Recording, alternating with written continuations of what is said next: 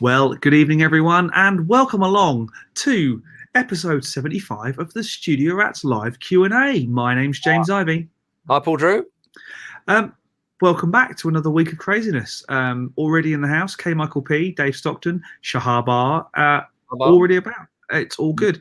I am going to post the links, so anybody who fancies joining us in the show, you are more than welcome to do so. Just make sure it's quiet-ish and there's no screaming children. And yeah, come and join us. Traditionally, we start the same way as we do every week. Mr. Drew, what have Yao been up to? What have I done this week? Oh, and also, how's the dog? How's the dog? Have you still got a dog? Yeah. So it's all going so well with the dog. I finally found a home with the dog, and then today he was like Satan incarnated. It was just, honestly, is that the right word? Incarnated? Incarnate is normally the word. That's the word. Yes. Oh, but no. Apart from that, no, it's all good. All good. What have I done? Not a lot apart from look after dog. I think that's the thing. It's starting to get to me a little bit because I'm not getting as much work done as I normally would. Mm-hmm. That is really starting to get on my goat. But yes. Apart from that, what I've been doing, I've done a couple of mixing videos for Waves. Cool. Very exciting. Yeah, Dan from Waves got in contact and asked me to do some of that, so that's coming out soon. What else have I done? Oh, we've got some new pedals arriving tomorrow, which were supposed to arrive today because you were supposed to be coming over today, weren't you? I was, yes. Sorry. I want to talk about them. Well, we can't really talk about them, but we will talk about them a little bit because we haven't tried them. But I been to Guitar, which I thought was really interesting. There's a couple of things I want to talk about there. Okay.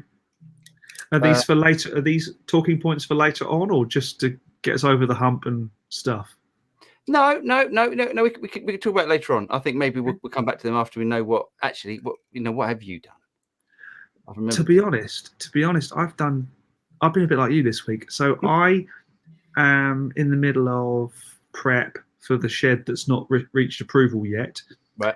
So I've spent most of my week with a chainsaw in my hand, which is very manly and very kind of Tim Allen. Today I broke the chainsaw, and it has to all be done by tomorrow when the guys come in to start doing the fencing. So I had to then go and rent a new chainsaw, which I should have done in the first place and not bought a cheap one. The old adage, buy cheap, buy twice, applies. I don't do that. I don't make that mistake very often. So I make myself feel better about that. Yesterday did an interview with I can't say because it's not out yet. You can't say. You can't. I want to talk about that.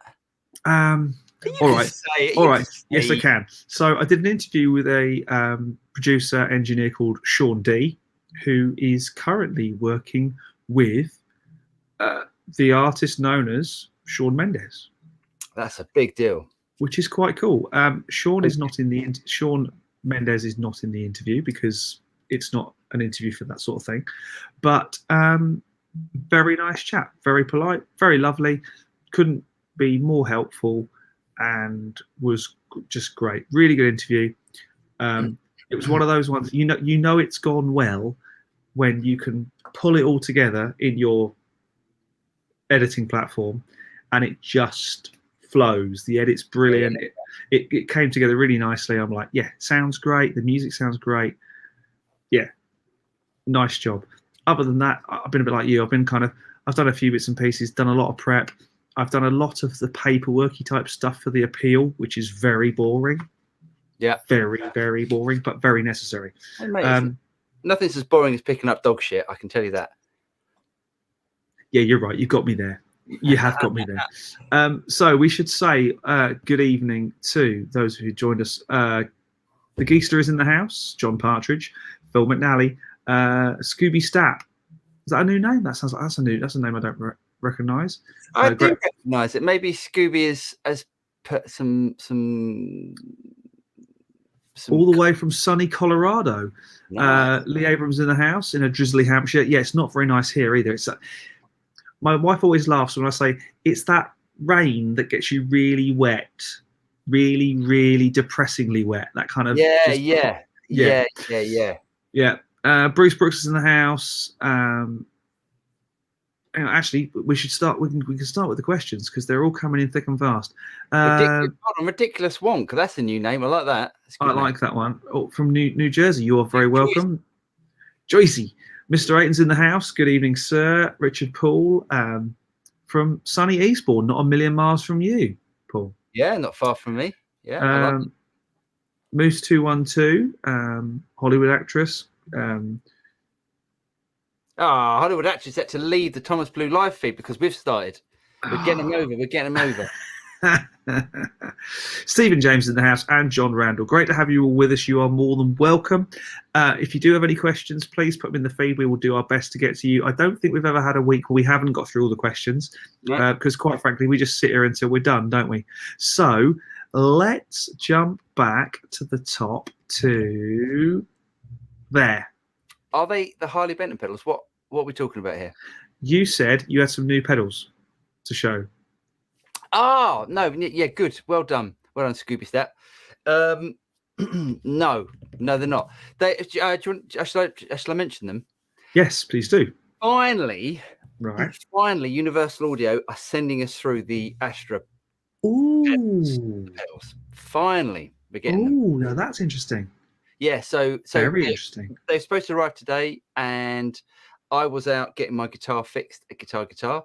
The wife was in charge of opening the door, and she was out the back garden with the dog causing havoc. So we missed that. So they're arriving tomorrow now. So I'm quite excited about that, especially the delay. I mean, I think everyone's probably more excited about the delays and the reverbs more than the modulation, I would have thought. Yeah, I think that I don't have a terribly exciting reverb pedal on my board, so I think a reverb pedal would be more used to me. But I'd actually like to compare it to something like the Flashback, which I do actually really like as a delay. Yeah. I think it's there's lots of players using them, so I'm going to do a review of them, all three of them. I might split it into three videos. I might do that would make sense. Although for some reason our pedal videos don't seem to do that well. No, which is strange. But the thing is, you say they don't do very well. They don't do very well by comparison to Katana videos. Well, no, and other videos. It's but they still do all right. It's not so they don't bomb. Okay. Let's refer to them as long tail content. I like that as well. Yeah, and I love your positivity. You're always positive. It's good. Well, that's because I'm a great believer in the fact that as long as the content is good, it will be seen. It's not like we're chucking shit out, I don't think. Right. There are those watching, I'm sure, who would probably disagree at certain points. But hey, you're entitled to your opinion, wrong as it may be. Okay. Should we? Let's carry on. Yeah, let's carry on. Let's go in with Richard Paul. Richard Paul, hi guys from Eastbourne. I'd love to try the Boss IR200 with the Line 6 HX effects for cable method. Great show. Cheers, mate. Yeah, definitely. That's. I'd like to try that actually because that's definitely possible. I actually do have a question as well. Okay. So your video this week about the MX5. Oh yeah. Right. So. See, that did well. It did well. So I think that's because you're being controversial, which is interesting. Maybe. Right. So let's just back up a little bit in history. We both liked the 11 rack, right? Yeah. The 11 rack had a great feel to it. Even for its age, I still think the 11 rack stands up as a really good processor. Mm-hmm. We both bought quad cortices. There's a word I didn't think I'd get in quite so early this week. Right. And quite frankly, didn't like it. We've both bought. I've bought now the MX5, which I thought was going to be an updated version of the 11 rack, and it clearly isn't because it doesn't play in the same way. Did you hear the what I was talking about? Absolutely. That's unforgivable for me. That for me is like on a modern day processor that should never happen. Mm-hmm. The Line 6 stuff, I'm not a huge fan of. I haven't tried any of the new stuff, I have to admit, but I've never been a great fan of their IRs and their speaker cabinet emulation because I just think it sounds rubbish. Yeah. Can I say, so I think this is what everyone's saying. So everyone's saying with the MX5, everyone's saying, well, you know, you've got to wipe out the presets and then you've got to buy external IRs. Well, that's not what you're buying that for. You want the sounds already programmed in. I don't want to use it. Yes, okay, great. I want to buy some IRs and try out my favorite IRs with it, but you shouldn't have to. They should already have sorted that out. Anyway. Yeah. And we haven't yet tried Fractal. Have you? Yeah, I tried it. Well, I tried it in FM3 the other day. An FM3, didn't you? So there's FM3, FM9, and of course then there's the Axefx 3, which is the daddy. Yeah, the big kahunas. I'm between the two of us. We've tried and played through most things. Yeah, I think although I haven't played through the Boss that much, I think the Boss GT1000 Core has got to be the way forward. It's the best feeling of all of the units we've played that are multi-effects amp simulators. They're not like the Blue Guitar Amp 1 where it is an amp and it has a couple of effects built in, but it is an amp first and foremost. It's not a pedal processor type thing, you know. Yeah. I think the GT1000 Core, or even the full-blown GT1000, is proving itself as the way to go. Well, I think more than that, I think the IR200 is the way to go. Right.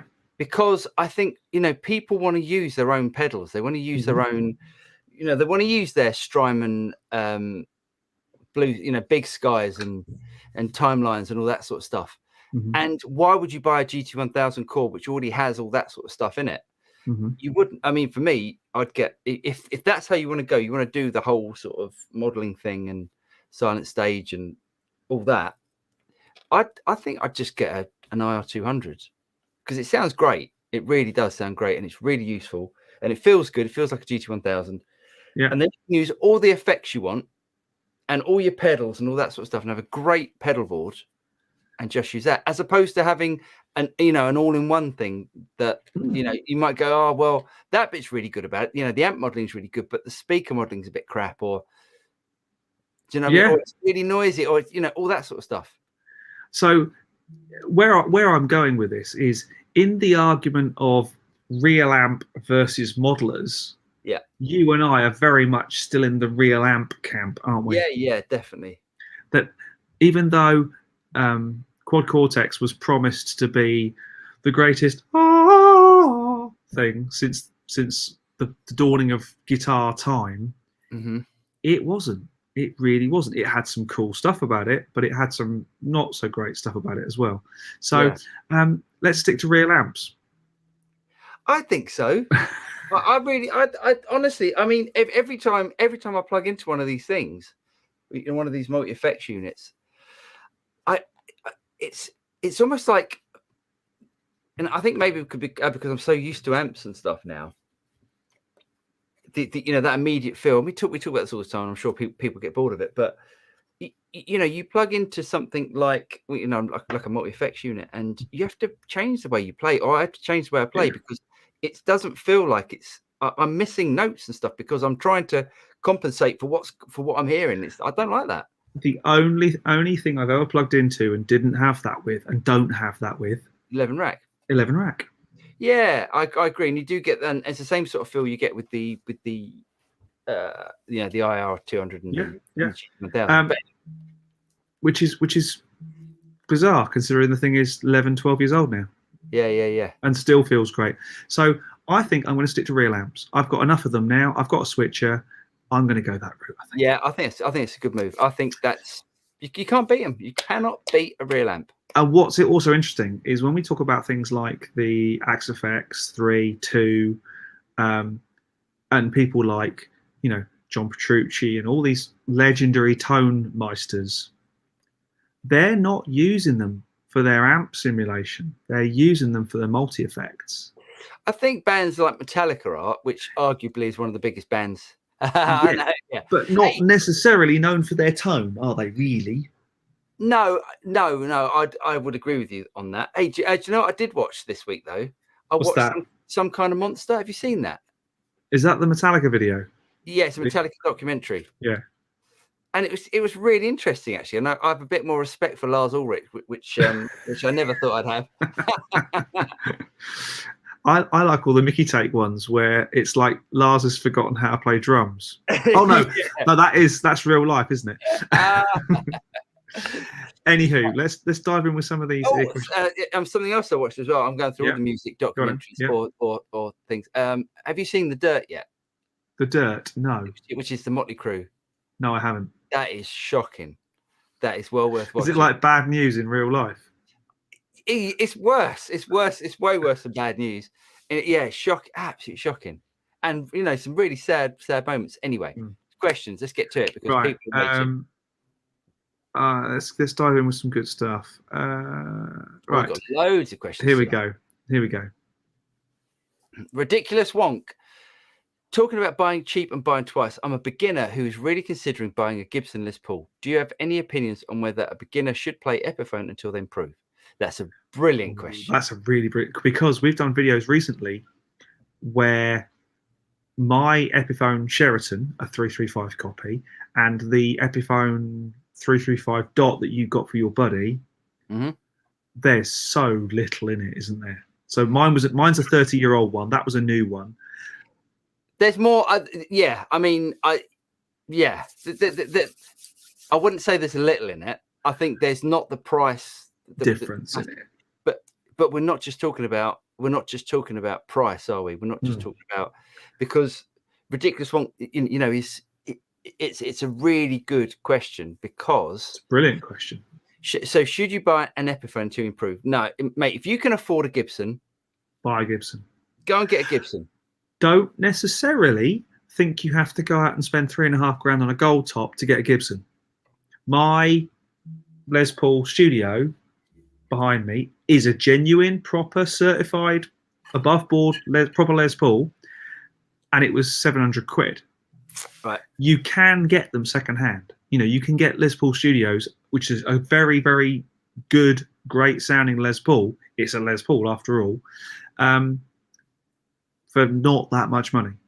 I'll tell you what I played today, which might be worth considering. Ridiculous Wonk. And Ridiculous Wonk, I imagine from your picture that you're in the States. Check out if you want to have a look at some Gibsons, go and check out the mod shop. It's on Reverb. It's a Gibson shop on Reverb, mod shop, and I can't remember the other one. And basically they're Gibsons that they've done different things to, and I think it's Gibson. It's basically a Gibson with flaws, right? And then they've taken them back into the mod shop, and then they've corrected the flaws and done something different with them, which I thought was really interesting. That sounds cool. But what I tried out today, I tried out a special today, and the special is a Les Paul with twin. It's basically a basic Les Paul, right? It was originally done as a sort of student type guitar back in. That was a Les Paul Junior, wasn't it? Okay, so the Les Paul Junior is a 1P90. Yes. Yeah. The special is 2P90s. Right. Okay. Cool. Yeah. Well, that's a nice guitar. Stonking guitar that was. Sounded so good.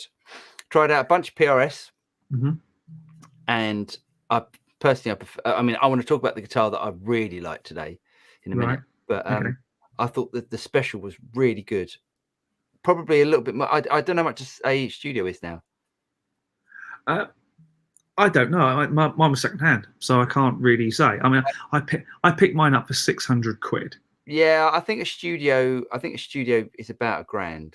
Yeah, I would have thought. The only thing about studios, and it's not a bad thing at all, but they wouldn't tend to pick the best bit of wood, so you wouldn't get the lightest guitar. The studios are normally heavier. They haven't got any of the fancy bits, but that's great, doesn't if it sounds great, if it's heavy. They're not bound. The necks aren't bound. The bodies aren't bound. And that's something else I want to talk about in a minute about Gibson and binding and stuff. So remind me of that, because I've got a shocking discovery. Here we go.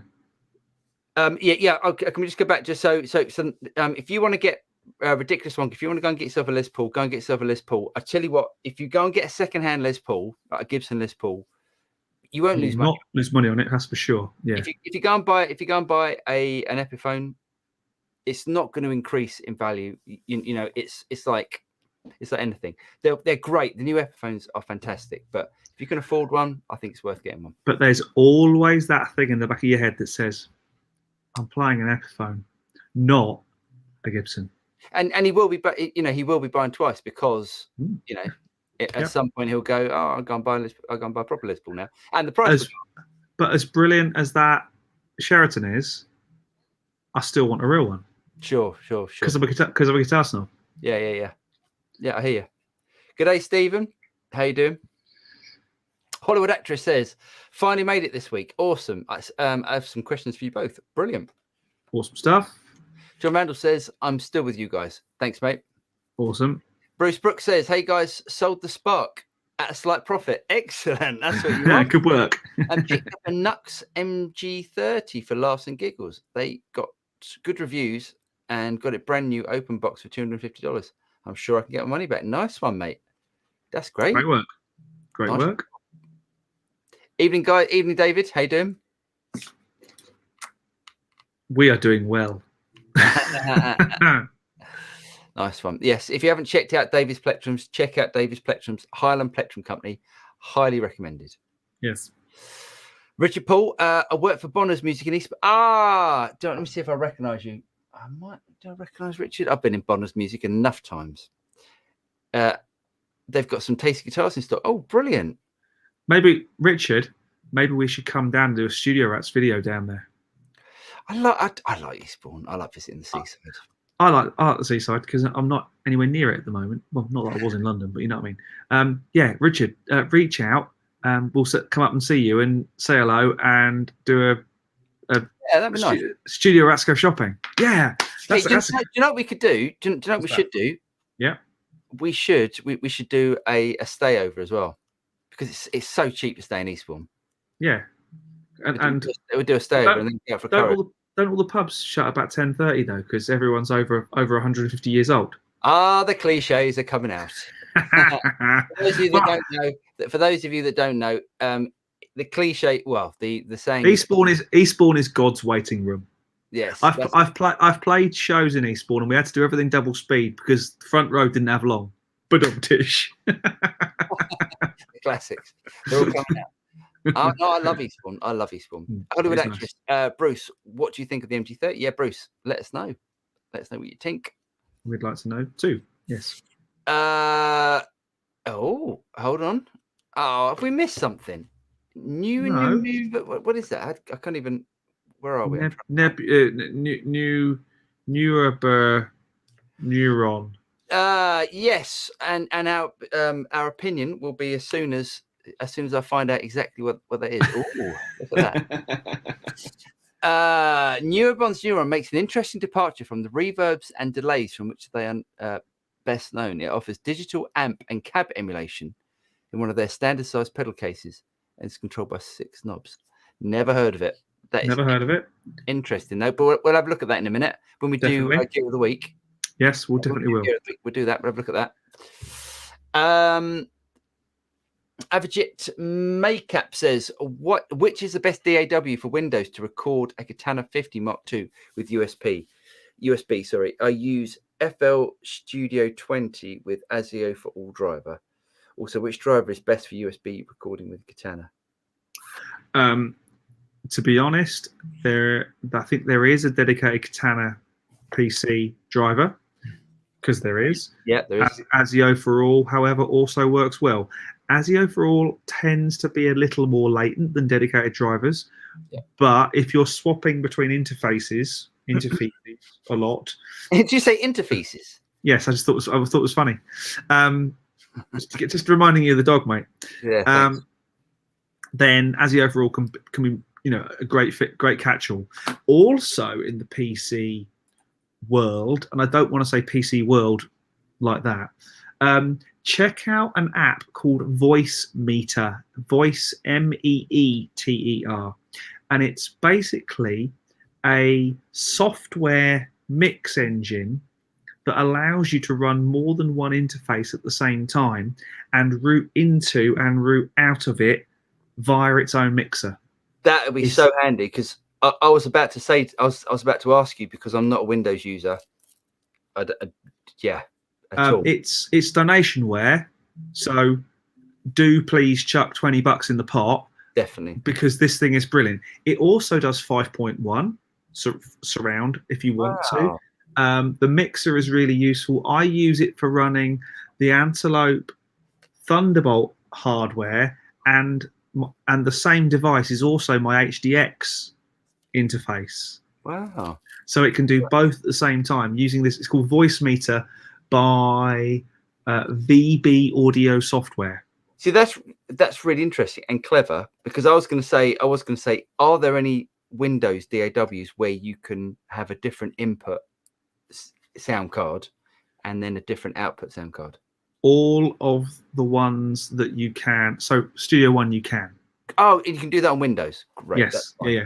I know you can do it on a Mac. I didn't know if you could. Yeah. But this Voice Meter by VB Audio Software allows you to do a whole lot more and actually have more than one interface running at the same time. So you could have your Katana as your input device and something different, like your Antelope or your UA, as your output device. Can I just say though? But if he uses something like Studio One, he won't need to do that.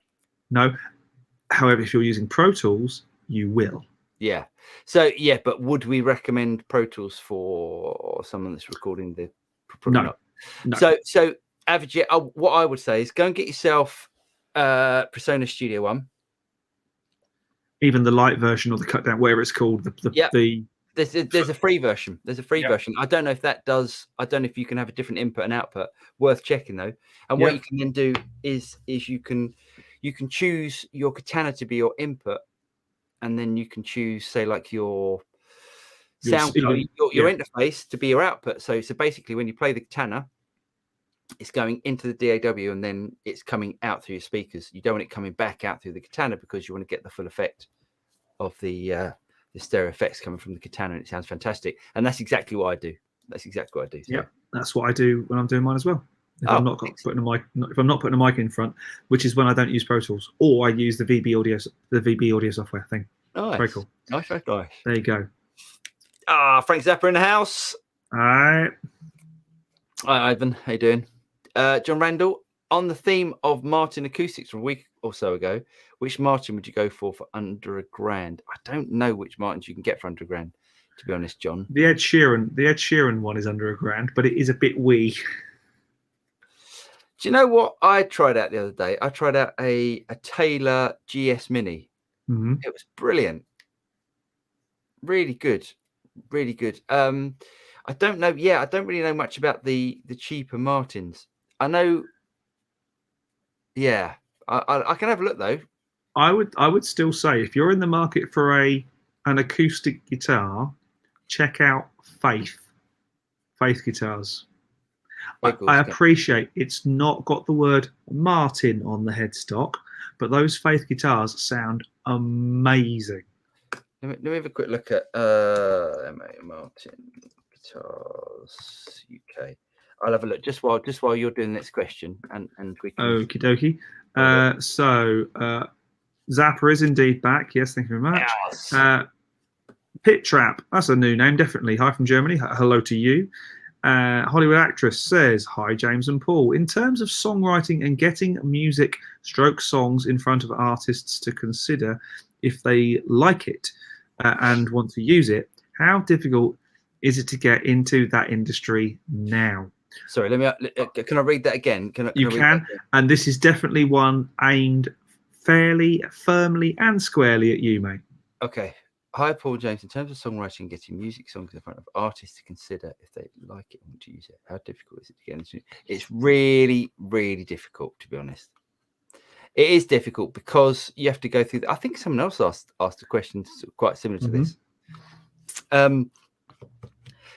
I don't know where you're based, Hollywood Actress. I would Hollywood, possibly Hollywood, possibly. That could be Hollywood Island as well. Remember? In England we have this problem with what have you done before question, where so what happens is you have. Okay, let's go from the top down. So, you know, the songwriter is approaching a record company, okay, or a management company.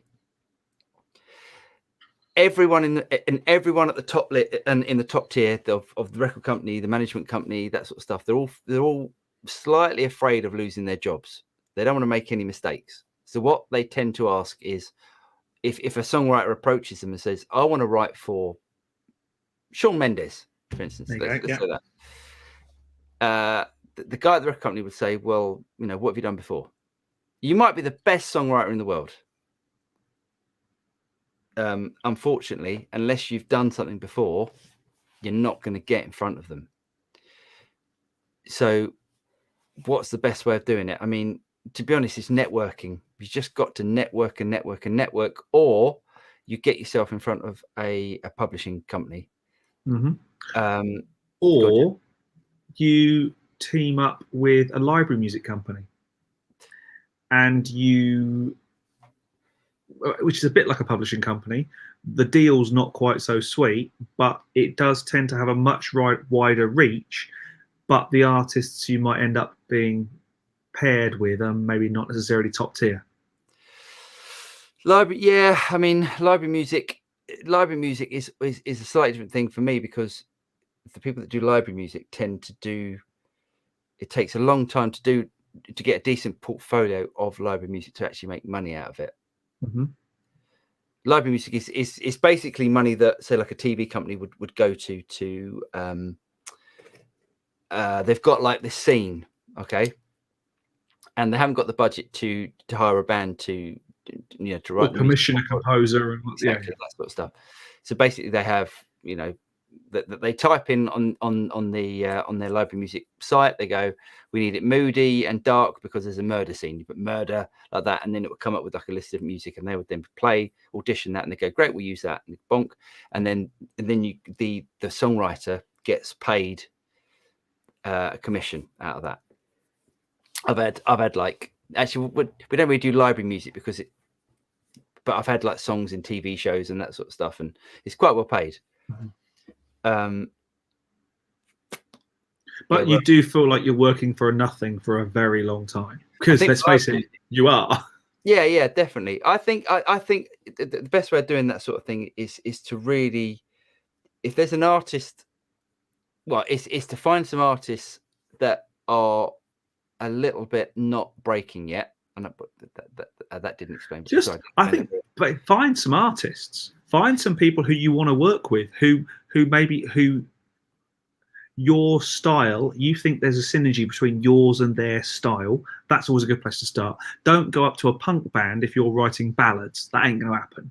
But go to some open mic nights. Go, if you're here, there's a fair chance you're probably also into recording, and that sort of stuff. Get them in, work with them, get them to work on some of your material. Then at least when someone asks you, what have you done before, you've then got a show reel or a demo tape or whatever you want to call it. You can send potential clients some examples of your music. Do make sure you take all the precautions you need to do with making sure it's all copywritten as much as anybody can these days, because let's face it, there's been plenty of very high profile cases where songs have been quote unquote ripped off. But yeah, just do it. Get yourself 10 songs that you're really proud of with 10 different artists that you've met at open mic nights and jam nights and all that sort of stuff. They don't have to be named. You just have to have some songs to show. Once you've got that, that's a way to open a door. If you have nothing to offer and you have no proof of anything to offer, you've got a whole lot of nothing, and then you're just hoping that, you're then hoping for the Brian Epstein moment, aren't you? I'll take you under my wing, son. Yeah, my boy. Actually, we technically would. Yeah. So I would just try and write with as many different people as you possibly can to build up your portfolio. If your stuff's good, send us some stuff over, and I'll play it to I'll play it at the next sort of publishing meeting we've got, if you want. And just send me a couple of songs.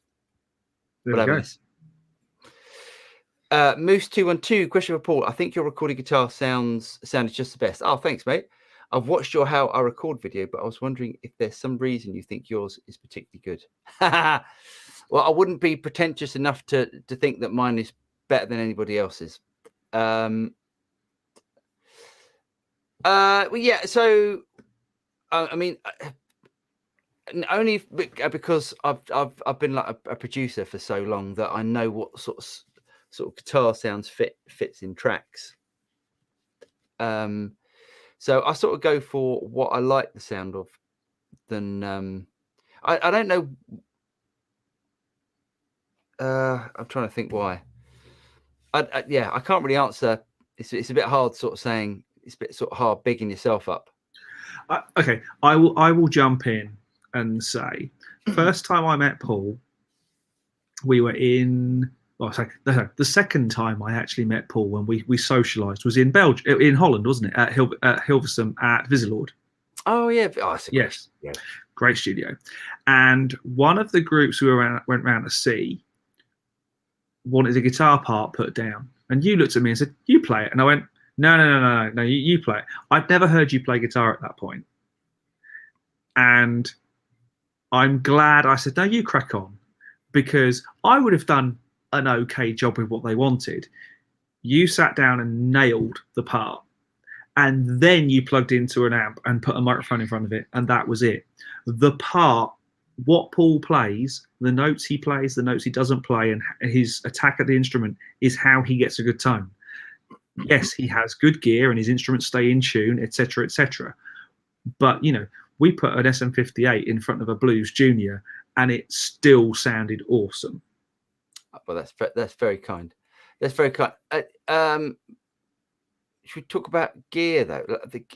I think you're all, most of the time, your videos are all in the box, aren't they, effectively? That you don't use mics that often, do you? Rarely now. Yeah, because I really think you can get the sound you want by using attenuators and but yeah, but it is a combination of real amps and digital attenuators and like the, what's it called, the Boss tube amp expander is a lot of your sound, isn't it? Tube amp expander, the aux box, or the two notes. The two notes torpedo is the one that I normally just for recording. Mm-hmm. Because it's great and it feels great. But do you find you've got your patches that you now use on it? You've probably got 2 or 3 different speakers and that's it. You haven't got 50. No, because you don't do it, because what's the point? You know, by the time you've auditioned all those sounds, you've suffered from what's the we gave too much choice. It's all the gear and no idea. No. There's a word for the when it's called overstimulation something. Yeah. And by the time you tried out 50 amps, you've forgotten. You might as well you've forgotten what you were going to play, or you're not inspired anymore. Hence the Blues Junior principle: get a mic, stick it in front of the amp, play. Yeah, definitely. But that's very. Who said that? I just want to say. But Moose212, thank you very much. You're very kind. So yeah. You're welcome. I mean, bigging you up there as well. And you as well. Yeah. Hollywood Actress says, also, do you have to know how to play piano, or being a singer, guitarist good enough to get the song lyrics and melody across? Okay, so this is one of the big things. Let's say back in the day, you could turn up to an A&R's office with an acoustic guitar and a kazoo. Yeah. And you could sing your track, and if it was the next Love Me Do, they would sign you there and then. Sure. However, those days, that ship, long gone, sailed. Yeah, definitely. There's no such thing as demos anymore. There's no such thing. You cannot send in a crap sound. well, even, but not even that. Not even that. You cannot just send in something that is half-assed anymore. It's got to be properly produced. It's got to sound amazing. It's got to sound like, because look, it's the same thing. It's the same thing as what I said earlier about the top down. The guys at the top don't want to make a mistake.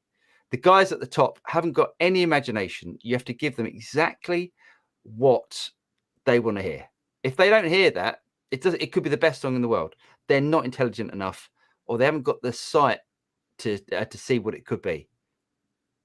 And I am generalizing there, but majority of A&Rs that I've ever worked with or just don't. It has to be produced to the nuts. I was amazed at the songwriting camps that I know you guys do.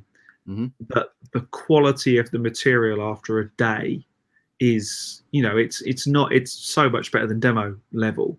It's God. proper, fully fledged, amazing sounding tracks with, beautiful production. And and there's some guys out there that I'm not the fastest producer in the world, but someone, there's some guys that we work with.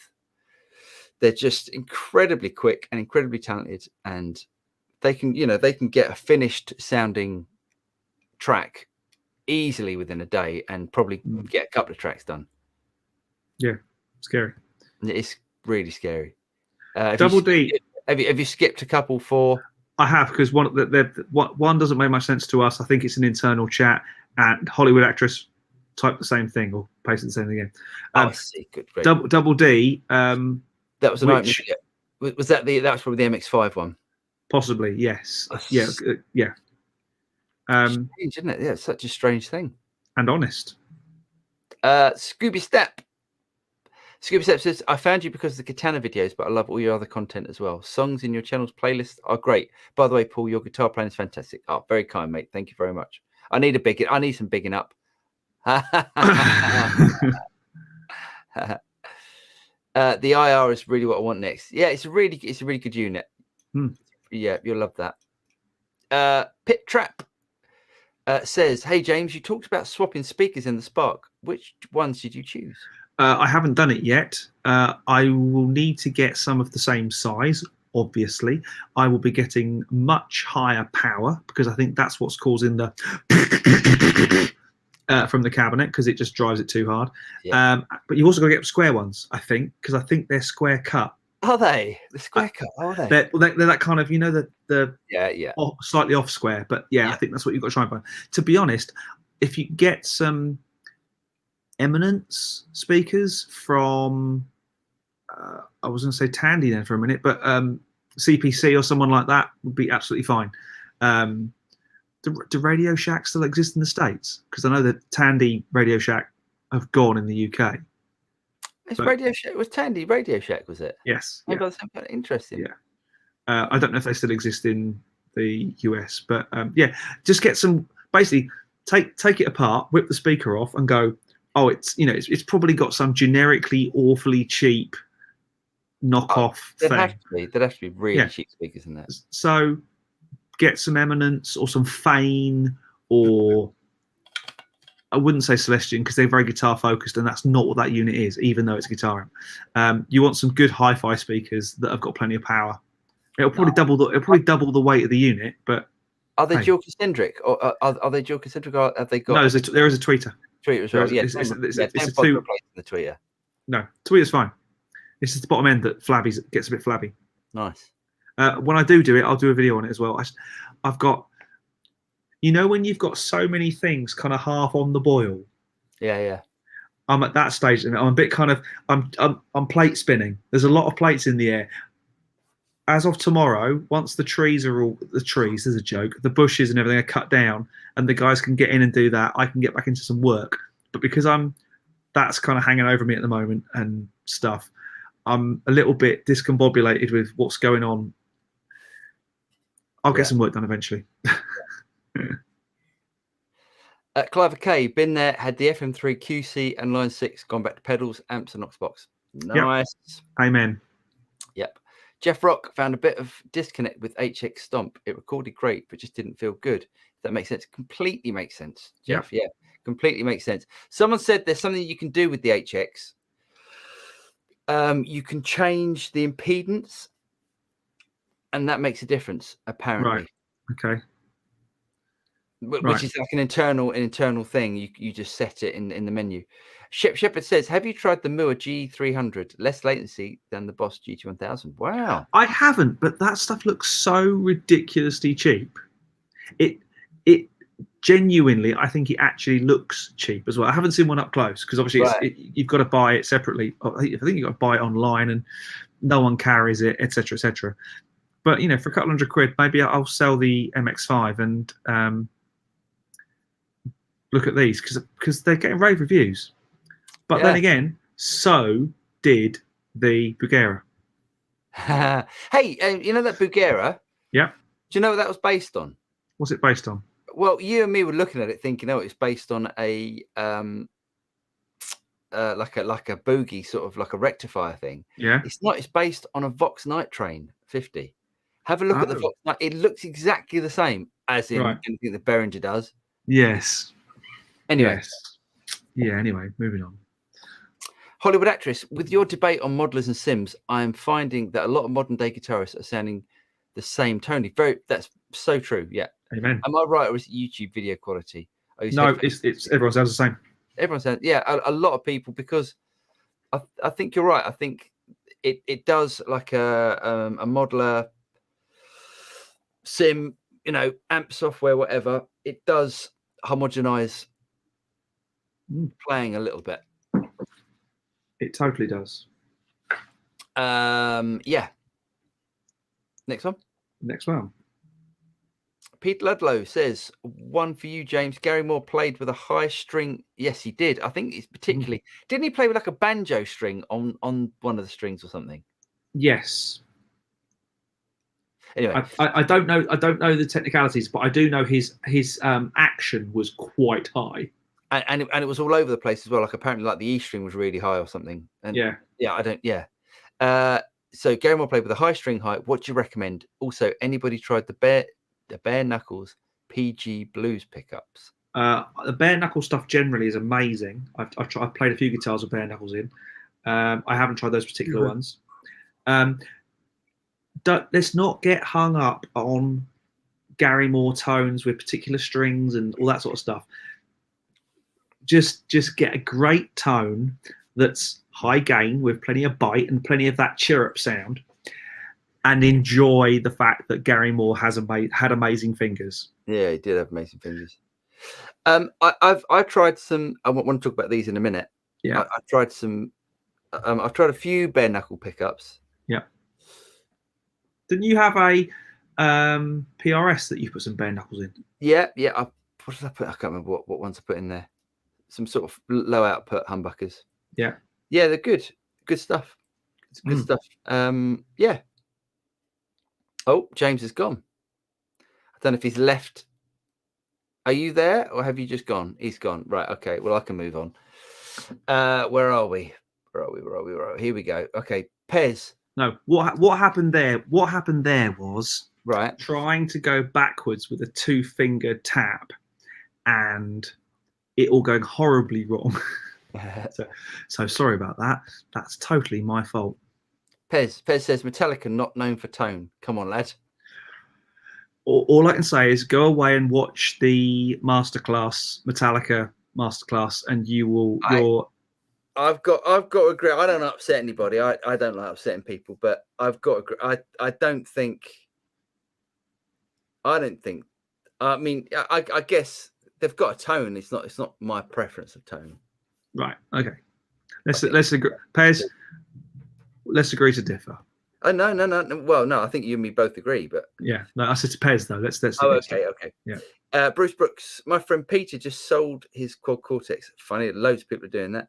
Mm-hmm. Liked his Fractal Axe 3 better. Also, he made £500 profit and sold it within an hour after putting it on Reverb. Brilliant.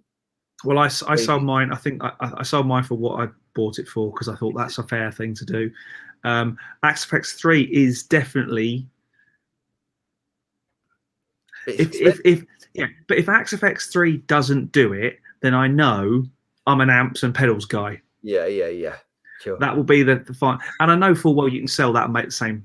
It will sell for the same as I pay for it. So okay. And if I can find a second-hand one, better still.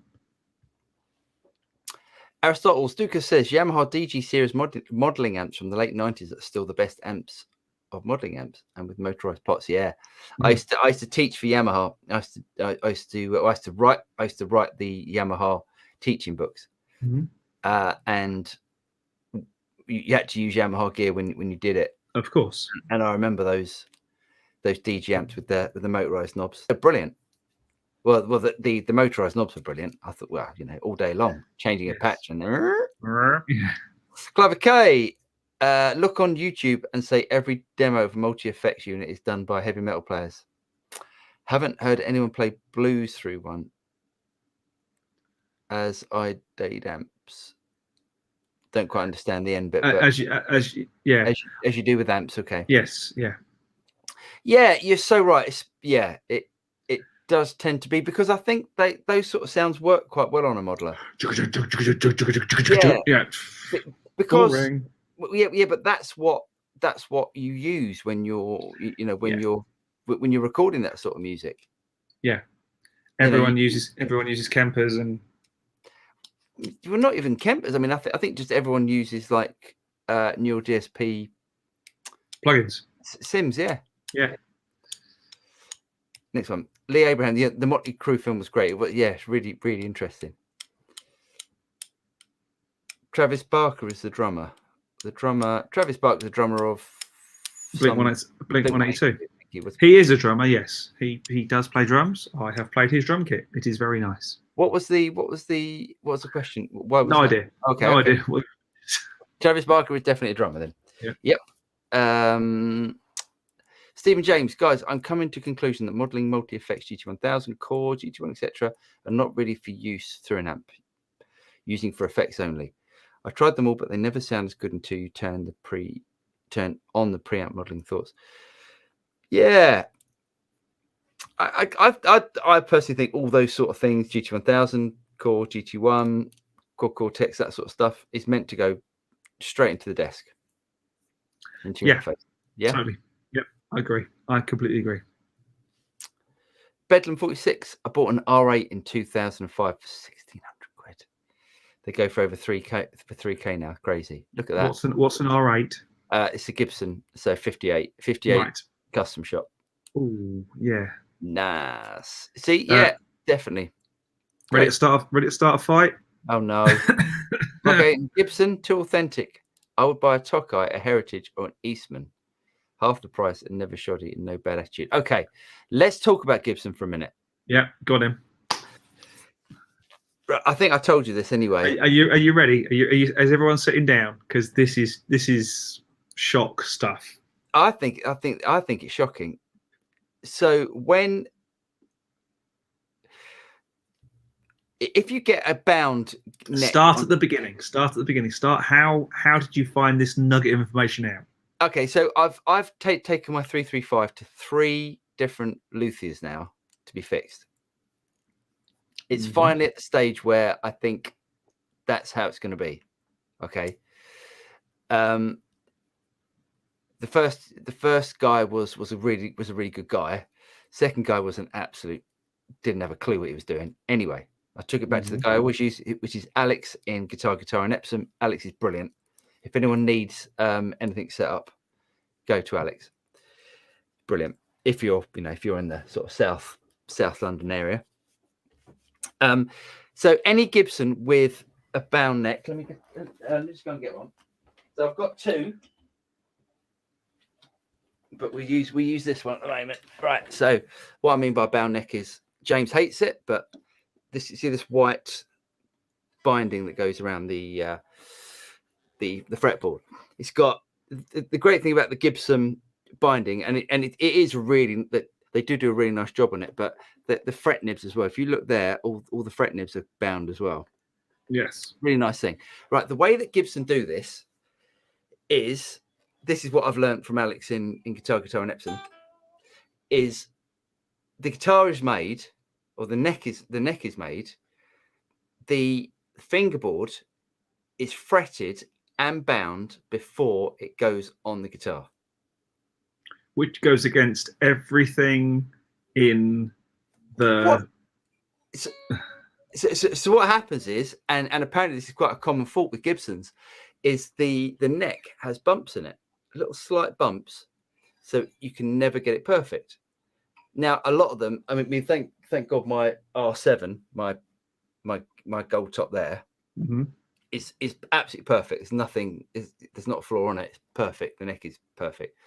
But this, still a custom shop, top of the range guitar, has got flaws in the neck. Yes. So they put the frets on the fingerboard, and then they glue the fingerboard onto the neck. That just doesn't make any sense. I think that is absolutely shocking. That is lazy Gibson. I know why they do it. Why? Because the moment of putting the frets in the fingerboard is the moment of most stress on the fingerboard. Now, if you've glued the truss rod in and because obviously Gibson use a front access truss rod, not a rear access truss rod like Fender do. On a Strat, you can see the line at the back of the neck, can't you? I see what you're saying. Yes. Yeah. It's the moment at which you're going to write off the neck if something goes wrong. So all they're doing is they're minimizing the moments of error. So if you fuck up the fretting, you're not wiping off the whole neck. You're only wiping out the fingerboard, which economically makes perfect sense. But from a guitar building Luthery point of view, not so much. There's so many things about Gibsons. I mean, I love that 335. Absolutely love it. But there's so many things about Gibson just makes me go, why don't, come on, just learn, just have a look at what PRS do, or other amazing guitar builders. Anyway, that's my rant about Gibson. David Brose, Paul, nice job with the Katana Live. Thanks, mate. I'm quite enjoying that. I enjoyed last week's. I did more of a, yeah. Oh, you saw it. You saw it. A nice one. Yeah, I just did more of a Q&A thing. I quite like that. Me and the dog tuned in. I haven't got a dog. That's it. Right. Mike Hayton says, if you go to Eastbourne, go to Brighton and see the speaker cab people. Oh, yeah. Yes, true. We could do, couldn't we? I'll see if I can get us in there. Yes, you should. Yeah, that'd be good. Mike Hayton, people go to Dover for the content and Eastbourne for the... That's brilliant. I've never heard that. Very good. That's really good. David Minogue says, hi, fellas. I have an HX Stomp, a DD500 Hall of Fame JS3 Series Overdrive, OCD, Ignator Goldsmith Light Drive Boost, and SP Comp. What else would you add? I have more room on my pedal board. Oh, you got some nice stuff there. I would add some modulation of some kind because I like modulation. I'm a child of the 70s, but I'm an 80s guy.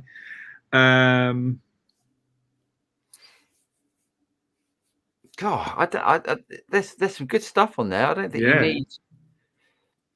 I mean, maybe there's no fuzz. If you like fuzz, if you don't like fuzz, don't go fuzz. But I think it's one of those things, isn't it? You've got to. I mean, I don't really use fuzz, but I've got fuzz on my board just in case. I mean, you've got the Ignator Goldsmith Light Drive and Boost. So I'm guessing that's like a clon sort of thing. Yeah. Got a compressor. Got reverb. What about modulation? What about a tremolo? Like a nice tremolo. I love a tremolo. To be honest, something if it's not necessarily your bag, something like that TC Electronic Dreamscape, because then you've got tremolo, chorus, and flange in one pedal. Yeah. Yeah. And as we showed on our video a few weeks ago, it's a really good sounding pedal. Yeah. I think. Yeah. Oh no, I haven't released that video yet. Have you not? No. Oh, okay. Pedal videos don't do well, so I was it'll be one. It's one to release when we're ready. Hold on a second. Has something happened?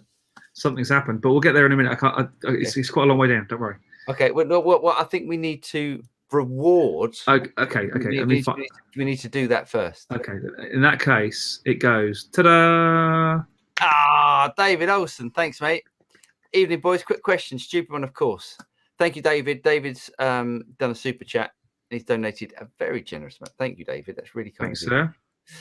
Quick question. Stupid one, of course. What type of seat chair do you and the other ratters in the audience sit? A ratter like that sit on when playing the guitar in the studio? High stall, office chair. Interesting question. Well, Paul and I both sit on exactly the same thing. Yep. We've both got those Herman Miller Aeron chairs, which up until recently you could pick up secondhand from a company called secondhand.com, but someone told me they've gone out of business. Oh, you can get them anywhere. The thing is, Right. do not buy new one. a brand new Herman Miller Aeron. It will cost you thousands. If you go to this is what happens. So, Banks. In the UK, tax write-offs. The banks go, right, we need to wipe out some money. Let's go and buy some new office furniture, and they do it every couple of years. Mm-hmm. And they go and buy these Herman Miller chairs, cost an absolute fortune. And I think I picked mine up for. I think mine was 350 quid. Mine was not less than that. Mine was like 2. Mine was reconditioned and lovely, and it is the single most comfortable thing. Oh, amazing! Yeah, if you're sitting down for a long time in the studio, you see them in every studio as well. They're these sort of things. And can I show you what I've done with mine? Oh, I've got to waste a ton. I've taken one of the arms off. Weirdo. No. It's a simple, mate. That's why. But the arms flip out. They don't flip out enough. No, they don't flip out enough. They don't flip out enough for a guitar. So I have to take one off. Take one of the arms off for the guitar. But really good question. Thanks, David, and thank you very much for your generosity. Very, very generous.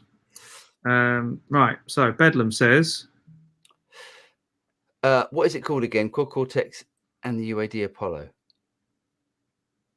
Modelers. Quad Cortex is definitely a modeler, and the UAD Apollo is definitely an interface. Or did you want to know that voice meter software for? No, that was a different person. That was, yeah. No. I don't know, but Bedlam, let us know what you mean. Mm-hmm. Let us know what you mean. Happy to help out. Graham Hay says, "What was your song falling to pieces used? Was your song falling to pieces used in an advert? I stumbled across it last week and definitely feel like I've heard it before. Probably it was used for Universal Audio. We did the release. Yes, it was. Yes, of the Apollo X. Yes. What?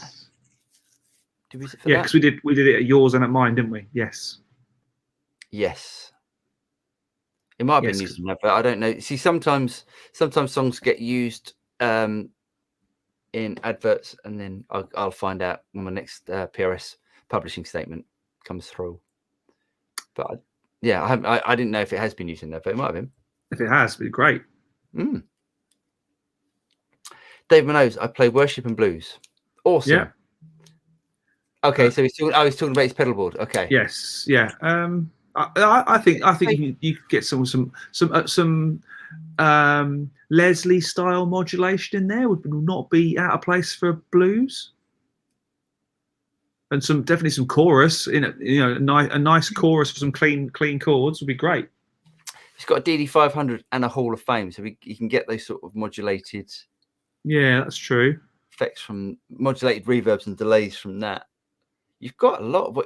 I would if I was doing like worship stuff and blues, I'd get a tremolo. I think that's what you need. Yeah, definitely.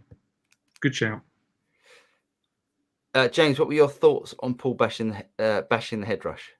He's entitled to his opinion, wrong as it may be. No, the truth of the matter is he's not wrong. I think the head rush, for what it is, and in a live environment, there's no way you'd hear that. No, there's no way. But it doesn't do it on the 11 rack. That's the weird. No, it doesn't. Doesn't do it on the 11 rack. Half of me wonders if they took, let's say, and this is very much speculative rather than factual. They took the 11 rack IP and all the coding that they bought as part of the M Audio sell-off. Thought, I know, we can do this ourselves, and to add some new amp models. Now, I know full well there was a bloke called Tony Platt who was involved with the amp and cabinet modeling when they did the 11 rack.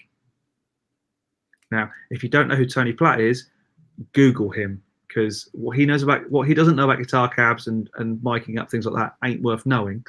And I wonder if they've got away and done it themselves and done it quote unquote on the cheap and not done as good a job of it. Can you bring over your 11 rack next time you're over? Because I want to know if it's if it is the technology, or if it's just old and technology. because the patches in that are the same as some of the patches that are in that MX-5. Oh, interesting. So we'll know. We'll definitely know. Actually, Shahar makes a very, very good point. He does make a good point. He does make, get a wah. It's so true. If you're doing blues, wahs are great. Wahs are great fun. Do you know what? I just bought a one of those Jim Dunlop wah minis. Mini wah. Tiny little thing, just because it fits really neatly on a pedal board. You don't need that massive thing like a Dunlop wah. They're the size of a foot. They're like 12 inches long. Well, so's a Morley's even bigger still because it's wider. Yeah, it's so ridiculous, aren't they? But I do like a Morley wah. They do have a different tone to them. I'd love to know what Wah Wah Watson played for the theme from Shaft, because that's the ultimate wah, isn't it? Yeah, it might have been the Vox. Oh, that's true. Yeah, I've always forgot those. I never thought the Vox sounded that good though. God, if you got an old Vox wah, you've got a gold mine. Yes, totally. Now, anywho, Bedlam 46 Sire acoustics are outstanding for the money. Excellent. Yeah, that's a good choice. Faith guitars sound awesome. Nice. Yeah. I've not played one actually, but they sound great. Basically, it's like my Eggle, but it's the mass-produced in Indonesia, I think, equivalent. Sound amazing. They sound absolutely amazing. Moose 2 and 2 played one Denmark Street a couple of years back. That was brilliant. I'm guessing that was the Faith. Yeah. Okay. Yeah. Keith Milner says, even Chep, sorry I'm a bit late. Had some friends over. You are always welcome, Keith. We'll accept your apology this time, just this once. That's irony, by the way. Back to the bike. That's a new name. Yeah, guys. I'm a beginner stroke intermediate. I've got the Katana 2 100. When playing with the tones, how much is it about the settings versus what comes out your fingers? I'd say as a beginner, I'd say 50-50. Yeah, I would say so. Once you start getting finger confident, it becomes a lot more about these than it does about the tone. I would go back to some of Paul's early Katana videos where he explains about tone stacks and how he builds patches, because his approach is slightly different to the way I go. There's also a video that I did of my useful leads patch pack for Katana, and I do use some of the higher gain stuff. It's not all built on the clean channel, and whereas you say our approaches are different, but I think we reached the same outcome. Sure. But yeah, 50-50 to start with, and then as your fingers grow in strength and your intonation gets better, and I'm not talking about the instrument, I'm talking about your finger intonation, because every time you put your finger down on the neck, and you won't get your finger absolutely square on to start with, your tuning will be suspect. Oh, speaking of tuning, so I was subjected to a okay, disclaimer, I have 5-year-old twins. They have a bit of TV in the morning before school, about 10-15 minutes. Then they have probably an hour when they get home from school before dinner. Lucy found this new show on Netflix called basically some Japanimation thing that's a rip-off of a French show called Ladybug, which is just it's like rabies. It's taken over their school, this show. Anyway, this is a Japanimation rip-off, and the lead character sings the opening theme song. And I sat there and went, what is that noise? The lead vocal on this song is so out of tune. Is it? And I don't just mean a little bit. I mean like the girl can't sing out of tune. And they've just not bothered to fix it. It's horrific. Yeah. So I was like, I had to go. I had to leave the room because it sounded so bad. Done that a few times.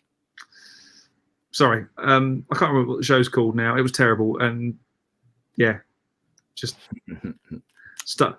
So it's not just you who plays that tune. It's not just me who plays that tune. It's the world. It was awful. Jabar says fingers first and perfect, etc. second. Agreed. Yours. Paradox of choice. That's the one. We were talking about that phrase where you've got too many choices and stuff.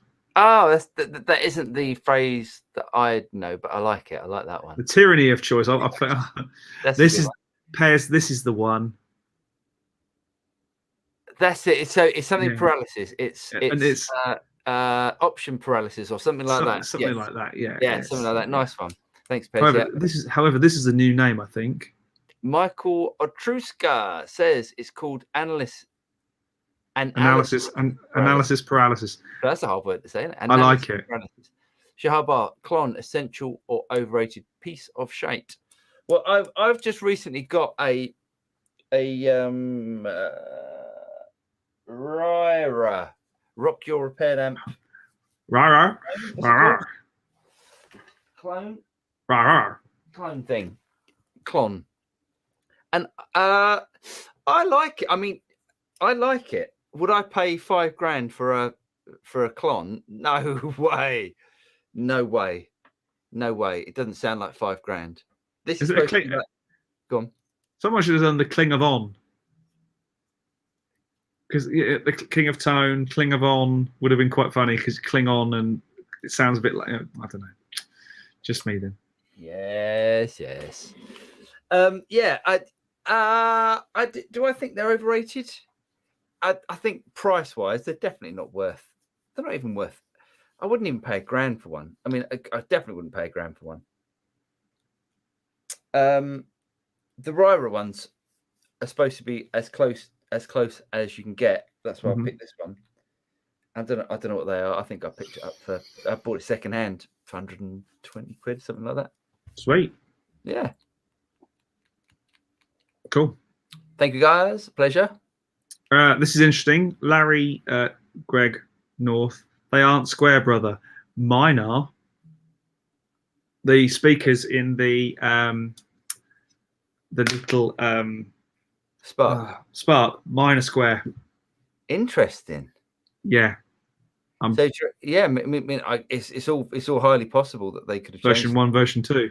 Yeah. Interesting. Right, next one. Bruce Brooks says Radio Shack long gone. Shame. Keith Milner says my first home computer was a TRS-80. The TRS was Tandy Radio Shack. Wow. Evening, gents. Evening, Robert. How you doing? Alec Bourne, MIDI Mad Scientist. Evening, everybody. Hey, guys. Hello, mate. How you doing? Right. We'll get to the bottom of this list, then we'll do new gear. Okay. Lee Abraham says, I had a Mua GE200 and the foot switch let me down at a gig. Lost all confidence. So yeah. That's a shame. That is such a shame when stuff like that happens. David Brose, do reviewers not want to bash Behringer because they're like Scientology and will sue you into non-existence?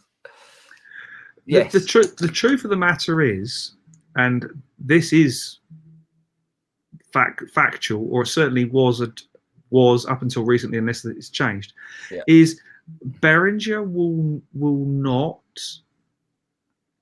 You can get Behringer gear from Behringer, but they are not interested in any of the things that go along with you doing a review for them. As in, when so for example, there are sites, there are YouTube channels who will do you a review if you pay them.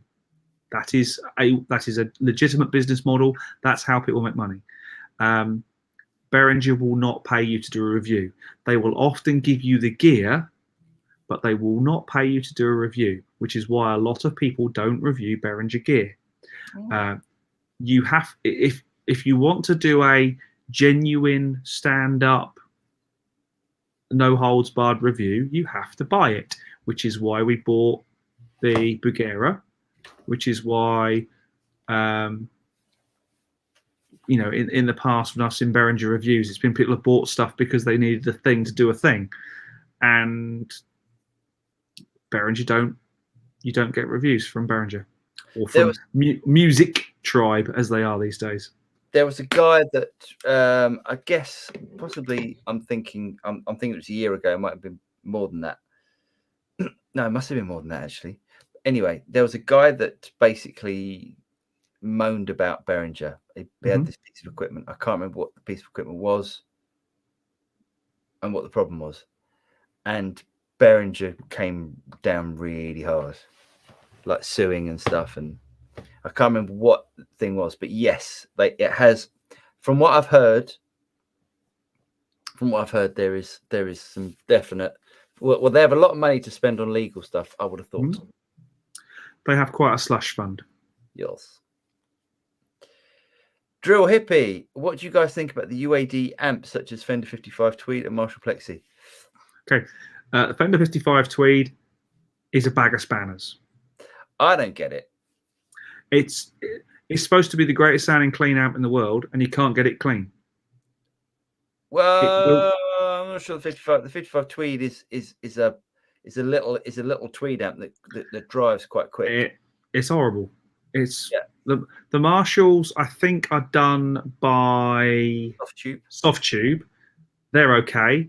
I've never really the best of, in my opinion, the best of the UAD guitar amps is that one. Right. Their version of the GAV. I think the best ones for me are the ones that are done by Brainworks. They tend to be the really heavy ones. The Engels sound great. Yeah, that and the Sir stuff is all done by Brainworks. I think but Brainworks tend to they're really good at the sort of heavier stuff. I mean, the thing about these sort of amp sims is they do, you know, the more distorted tones tend to sound more realistic than the cleaner sounds. Personally, I think if you're going to go for an amp sim, go for Scuff Mess gear. Yes, or is it what the hell are they called? Oh yes, I haven't tried them, but really good. Are they really good? Yeah, interesting. Is it UH something? Yeah. I can't remember what it's called. But anyway, I remember doing a review of the best amp sims and them being top of the list. So feeling and sounding and feeling really good as well. Nice. Larry North at Peter, listen to the Tone Talk episode with Tim for all the bare knuckle knowledge you need. Astonishingly knowledgeable guy, great player as well. Nice. We like that. Apparently, Keith says apparently the GE300 latency is just over 0.5 milliseconds. The GT1000 is similar compared with, say, the Helix, which has a latency of around 2 milliseconds. Interesting. So that's why the Helix always feels a bit clunky to me. Check out Leo Gibson for latency tests. Interesting. It's a YouTube channel, apparently. Hollywood actress. Here's a fun fact. I watched Tracy Gunn's video recently, and he uses the headrush pedal board into Marshall valve heads, but straight into the power amp. Strange but interesting. So yeah, that's not a bad way of doing it. It's basically what they're doing. If you do that, you're basically bypassing the preamp of the Marshall, of the amplifier, whatever it may be, and then turn off the cab sim inside the headrush or whatever processor you're using. Then great. Yeah. Keith Milner, Reed Gibson 335. Did you try Joe White in Ash Vale? No, I haven't. No, I haven't, mate. I used Alex in Guitar in Epsom. But yes, that's a good choice. Which you recommended before, and thanks for that. What's that? Oh, James, get rid of the huge drink. Last week you had to leave the chat to go to the Louvre. Nice. Sorry. Jeff Rock, I bought a new Black Les Paul Classic. Nice. September 2019. Got a bit of a deal on it for $14.50. They're listed at $2K now. It's great, isn't it? That's nice one. Bruce says, Fender uses skunk stripe rear truss rod on maple necks only. One piece, no fretboard on rosewood necks. They are top routed under the fretboard. Interesting. Great. So we're going to do the next one, and then we're going to pause, and we'll go to new gigs. We're like an hour and 20 minutes in. So oh right, yeah, we are, aren't we? Okay. Yeah. Andy Guitar Live says, at Paul, if the fretboard has bumps in it, it can be smoothed out and refretted. The Plek machine can do wonders here when it comes to proper leveling. Yeah, that is true. Actually, that's not a bad shout. But the only thing is, yes, it can be. It's got to be refretted. But then to refret a guitar that's bound. Yeah, that's bound. Basically, I'm going to lose all my fret nibs, which I'm happy with. To be honest, you know, I'm not overly precious with that guitar or any guitar to be frank. But it's quite that's quite a pricey job. It's something that shouldn't happen, but it shouldn't be necessary on a guitar of that quality. No, but also that's a good point about the Plek machine. Didn't think of that. Who's got one? Chandler's. Yeah. Okay, then. Should we get into new gear? This won't take long. There hasn't been much this week. No, there hasn't, is there? Can I just say I bought a pedal today? Go on, show us. Hey! He's not holding it really. He's not doing the whole kind of perspective thing. It is actually a really tiny pedal. Massive. Look at the size of that. It's massive. No, yeah. I love boost pedals, and I've got the bigger Spark, and you liked it. Yeah, it's nice. I like that. And this was in Guitar in their little. I love they've got like this little second-hand pedal chest. 29 quid. The two places for that are really good are Guitar Center and Sam Ash in Hollywood. They've got like a cabinet. Have they? That's a whole shop long full of used the next demo. A lot of my pedals have come from there. Nice. Okay. Right. So, I want to say the first one, which I need to share. Don't I, first? You do need to share, yes. Share, and share alike. Oh. Say when. When? Are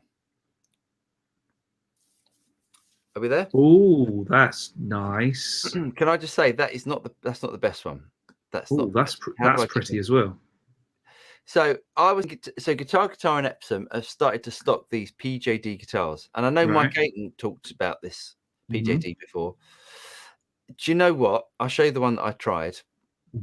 I tried one of them. Oh, that's tasty. Oh my god, what a guitar. That's kind of Jazz Master meets. Yeah. So if we go to guitars, we go to St. John, we use this one. So that's the standard, which is like a sort of simpler sort of finish. But if we go to the they could do a limited order. Let's have a look at the limited. Oh, but honestly, so they're chambered. They're incredibly light. It's so resonant and sounded absolutely amazing. And you got a P90 in the neck as well. Nice. Yeah, P90. It says here. So got a bare knuckle mule, which is the bare knuckle that I put in that PRS. And bare knuckle P90s. Not cheap though. No, they're not cheap. Then they're not cheap, and for a boutique, manufacturer where like you're not really gonna if you did want to sell it at some point, you're not really gonna make your money back. How much is the standard? $18.99. That's not bad. Yeah, it's they're not cheap. They're not cheap, but they were brilliant. It sounded like, I don't know how they did it, but it sounded like a hot rodded telly. Wow. So good. Nice. Yeah, really, really good. Very nice. Yeah, so there's that. I just wanted to say that. And also tried out today for the first time, I tried out a Katana Artist. Right. Any good? Really good. Really good. Sounded great, actually. I was really impressed with that. The speaker that's in it. Now, I know we talked about this last week, but they finally released it. I thought it sounds really good. I've heard some demos of it. Sounds really good. Great. It's a tried and tested pedal that's been around forever. Yeah, but the thing that it's quite expensive for a fuzz pedal, considering what's in it. Not a lot, basically. No, yeah. But Boss stuff's good. Okay, so there's a new Jim James ES335, which I thought was quite nice. I mean, we are really scraping the barrel this week because there's not a lot of new stuff. Is there a Harley Benton moment of the week? There's not a Harley Benton moment of the week. There's no Harley Benton moment of the week. Nice. So there's that. It's a new Gibson 335. I quite like it. It's like a walnut. It's nice. Yeah, I'm sure it's lovely. It costs a small fortune, I suspect. No, I think it's I mean, yes, it's not cheap. I think it's $3.5. Yeah, $3.5. $3,500. So yes, more expensive than a standard 335 that doesn't come out of the custom shop. But not as expensive as liposuction. So yeah, it's true. Very true. Right. So yeah, I thought these are awesome. So 20 hand painted PRS custom Tremontis. So look at that. They're stunning. Yeah, it's not my thing. But look at the paint job on that. Oh, I don't know. That would look on stage. That would look very awesome. Isn't that great? Isn't it? It's all a bit Death and Spiders, but do you remember that Yamaha used to do that free art guitar where you had a perspex cover and you could put your own thing underneath? Yes, I do remember that. Yes, but amazing bit of artwork. And so here are the 20. Oh, great, aren't they? Looks like the Sistine Chapel. If it went a bit more goth. I'm trying to think of my favorite. And I'm not so keen on the red ones. I really like this sort of. I kind of do like the red ones because it's a bit more subtle. I think that's a bit more. Yeah, maybe. But aren't they amazing? That one's cool. That red one's cool. The bottom one, bottom right. That one there, yeah, it's like great, isn't it? So price wise, £12,750. But and this is hold on, I can't zoom out. There we go. I'm zooming out now.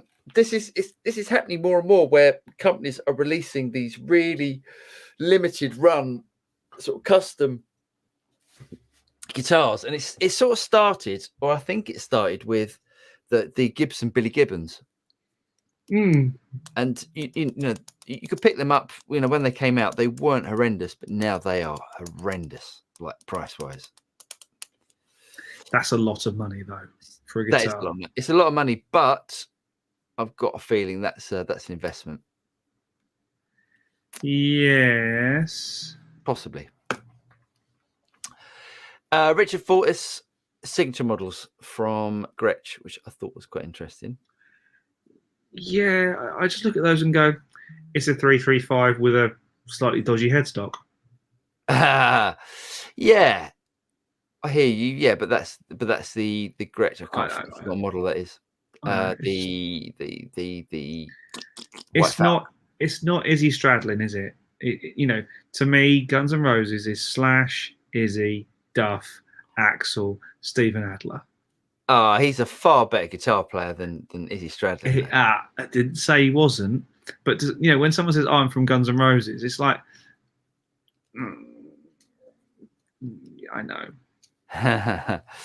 But I remember going to see Adler's Appetite at the Ipswich Caribbean Association when I was about 19.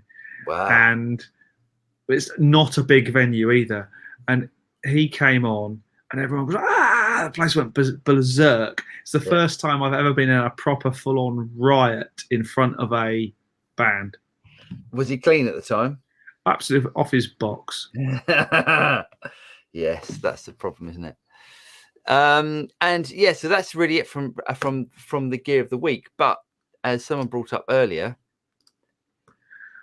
this Nuniber new run. Let's have a look. So what we've got here, we've got gain with a gate. So I see instantly I'm thinking this is metal now because gate is listed first. Mm-hmm. Compression, nice. Yeah, it looks good. It looks interesting. It's got presets on it. and it's 200 quid, £191. Not bad. I'd like to try it. I'd like to try lots of things that no one's sending gear out at the moment.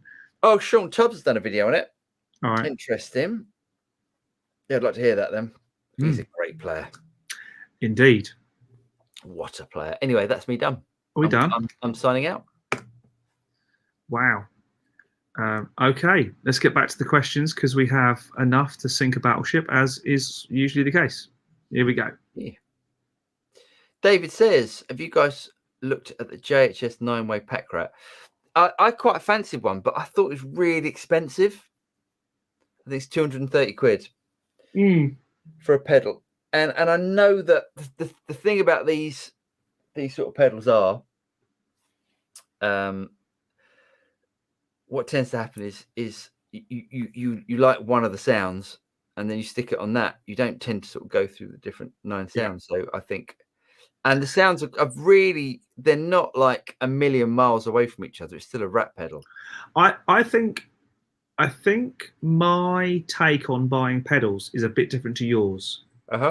And I think my take on buying gear is a bit different to yours as well, because I'm thinking about the studio. Yeah, I'm buying gear that, it doesn't matter if I don't like it, somebody probably will.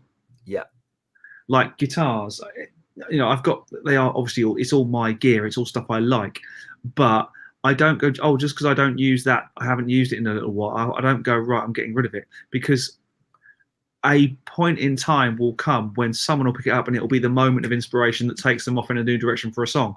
Sure. That's where the way I look at pedals and things. So if I come up with something that's a bit crazy and off the wall, I go, yeah, do you know what?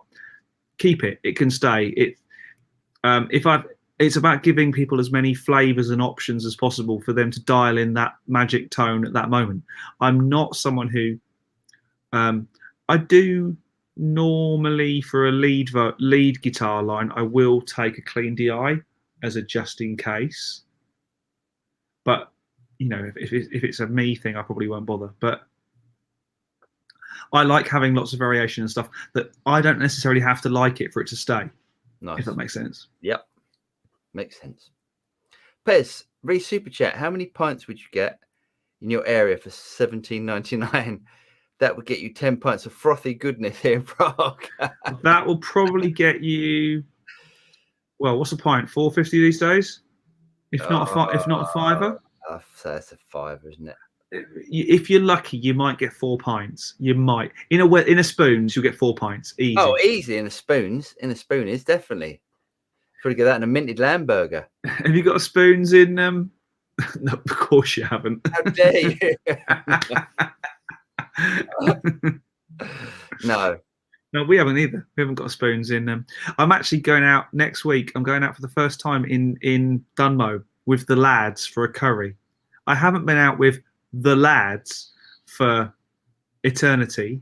Nice. And I've never been out to the curry house, literally just there. Oh, nice. That's what you want. Looking forward to that. Yeah. Keith Miller says, I had a Herman Miller Aeron secondhand. I didn't get on with it, so I exchanged it for a Herman Miller Mirror. Oh, yes. Which I prefer, also secondhand. Nice one. You can't go wrong with a Herman Miller. I mean, you can sit in these things for days and we do. Yeah, it doesn't mess up your posture and you don't ache at the end. Brooks says, I use an office chair I bought at Staples, regular chair, but the armrests flip up out of the way when I play down when doing desk work. Nice. Get a Wazza CE2. Yeah, that's a good choice. Another good choice. So CE2 chorus. Yeah. Nice. Stephen James, we just did it. But I'm sure that he said this before we did. Probably. David Elson says, Pez, it would buy you maybe 3 pints in Blighty, less in London. Yeah. In London, you're probably going to get 2 pints for 20 quid. Yeah. Shahabar, either of you guys experience the awesomeness of the Evertune bridge? The ability to set it to stay in pitch even while bending has to be experienced firsthand. I've never tried one. The only time that I've heard one, and I've heard a lot of people talk about it, and for me, it sucks the tone out of your guitar. That's the only thing. I think it's a brilliant thing. If you're doing high gain stuff, where, you know, as we talked about earlier, I guess, you know, the tone doesn't really matter as much because it's become homogenized. Yes, it's also quite heavily processed and tweaked and pushed and pulled and. Yeah. But I think the Evertune is a brilliant invention. Yeah. Thanks, chat. Anytime. Back to the bike. Anytime. David Olson says it's options paralysis. That's the word that I was thinking. Dad taxi duty calls. Good night all. Good night, Mike. Graham Hay says, how easy, time consuming is it to tune from standard to DADGAD with an Evertune bridge? That's a really good question. I think you can set it different ways, can't you? The best of those sort of systems I ever found was, I think I said about this a couple of weeks ago, Peavey brought out an auto-tune guitar. Peavey and Antares got together and brought out an auto-tune guitar. Yeah. And you could hold down frets. Basically, the pitch of the string had nothing to do with the tension on the string. Yeah. Which was really cool. So you could press a button and the thing would go. If you just strummed all the way across the strings and pressed the button, it would auto-tune into E. But if you held a second fret on the E string, you could tune to drop D by strumming all the strings and pressing the button. Yeah. And you could do the same in DADGAD by holding the right frets down. Just one button push. You could do that with the Line 6 Variaxes. It was it was genius. But the Variax does it on a switch, on a rotary. Yeah. This was actually, it was genius. It was so clever. But the guitar was a dog. Yeah, such a shame, isn't it? Could have been so good. Excuse me. Lee says, any recommendations for a budget overdrive pedal for the Katana Mach 2? I'm from Worthing. Just down the road, Lee. Budget overdrive.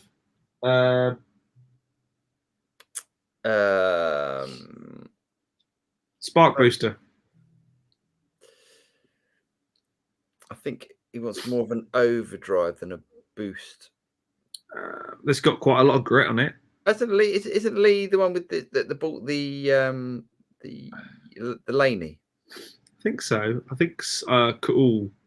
In which case, the spark boost might be quite good. Yes. What about something like a Boss OD1, OD3, whatever it's called, the super overdrive. Yeah. One of the overdrives. Yeah, really good. But the thing with the Boss stuff is, it's not boutique. Far from it. They are mass produced, but in that the build quality is absolutely rock solid, and you know exactly what you're going to get. Yeah, you're not buying some boutique obscure maker in Azerbaijan who welds his pedals together with flux from the nipple of the so and so goat. You're getting tried and tested, and where you might lose out on 5% of that magical fairy dust tone, you're never going to have a problem with a Boss pedal. I think the fairy dust magical tone is exactly what it is. It's just fairy dust. I think exactly. The Boss overdrives are great. Really good sounding. The blues driver, really good. And 99% of the time, if you shut your eyes and you switch between these pedals, you couldn't tell. I don't think so. It's just, if you're a boutique pedal snob, then fine, don't go with Boss. But the Boss stuff is great. It's been around forever. Oh no, loads of top guitar players use the Boss. I mean, you find the equalizer on so many people's pedal boards, and there's so many like top guitar players that use Boss pedals. Great. I just wish the Boss EQ wasn't that kind of taupe color. It's just it is. It is like, it's like an off poo brown. Yeah, it's not a great color. I agree, but hey, yes. So Pet said, can you go back one? He's got two. I am. Okay. I see. Okay. Yeah. Pet saying that the Fender Tweed on the UAD is pretty shocking. Yes. It's not great. I don't like it. Would choose my actual Princeton any day. Nice, Princeton. Very What much one so. have you got? Have you got the standard sort of 10-inch speaker one, or have you changed it out to a 12-inch? Because apparently that's what to do with a Princeton. Mm-hmm. You change the baffle board, put a 12-inch speaker in it, and the amp opens up. Hollywood actress, finally. So you think Fender would lend you a Mustang GTX to try out and demo? Do you need people? We always need people, because people are the lifeblood of our channel. Absolutely. There you go. If you know someone at Fender, you can hook us up with Hollywood actress. That would be amazing. Yes. Yeah, always up. Yeah, I love Fender stuff. Do you know what I want? I want a Fender Deluxe. Talking about, Pet was talking about his Princeton. Yeah, I'd like something Fendery in the. Yeah, I think I need something Fendery in the studio. It's one of those. I wish I'd never sold my Champ. I wish I'd never sold that little amp, because they're worth a small fortune now. Are they? And it was a proper one. It was a real one with real valves in. It was awesome. Nice. Did you see just before we go to Lee's question? Did you see that Synergy have released a Mesa Boogie Mark II? I did. I saw that today and thought, ooh, no, not right now. The Mark II was quite Fendery. Yeah, very Fendery. Yeah. Yeah. I'm sure there is a Fender module though for Synergy, isn't there? There's a basement. Basement, yeah. There might be another one. I don't know. I can't remember, but yeah, there is a Fender one. I might have to invest in some more of those. Yeah, nice. When I get it all up and running. Lee says, interesting what you say about Brainworks. I thought their Friedman one sounded naff. Interesting. Now I really like the Dirty Shirley. Buxton Betty I thought was quite good as well, because it's not a full-on filth amp. No, definitely not. It's more of a pedal platformy, clean thing. Hollywood actress, finally, do you think Fender would loan? No, same one again. Yeah, we have. Shep Shepherd, UAD and the Fuchs models are great. Yes, they did sound good actually. Yes, agreed. Shahar Bar, Graham Hay, for changing the tuning, you need to use an Allen wrench. It's not a quick process, but once it's tuned, it's impossible to knock it out of tune. Seriously insane. That is great actually. As someone that's owned some Gibsons and got some Gibsons, that's a bloody Gibson bonus. Yeah, G string on a Gibson. Jeez. Yeah. It's a ding ding ding ding ding ding ding ding ding ding ding ding ding ding ding ding ding ding. I think it's just the break angle. It's just weird. David Brose, how do modelers use sounds like the Friedman amp? How do modelers use sounds like the Friedman amp or other misspelled amp companies and not get sued? Oh, I see.